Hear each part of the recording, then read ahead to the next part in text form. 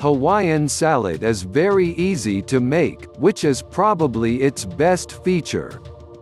It is tasty enough with the pineapple and cheese and refreshing yet straightforward. If you have a pure palate or are serving folks who aren't too adventurous, it will do nicely.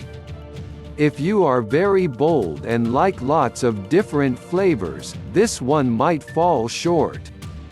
Ingredients: 1 cucumber, 1 green apple, 50 grams of pineapple, 50 grams of smoked chicken, 20 grams of gorgonzola, 1 tablespoon of sour cream, 1 cup of yogurt, 10 grams of nuts, lemon juice if desired. Preparation: chop the vegetables and chicken.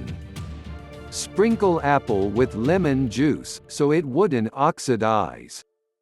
Make dressing. Mash gorgonzola with fork and add a tablespoon of sour cream, little yogurt and remaining lemon juice. Mix the vegetables with the dressing and add the rest of the yogurt. Serve and garnish with nuts. Enjoy your meal with your family and friends.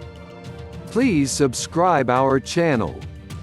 Like our video, share our video in social media.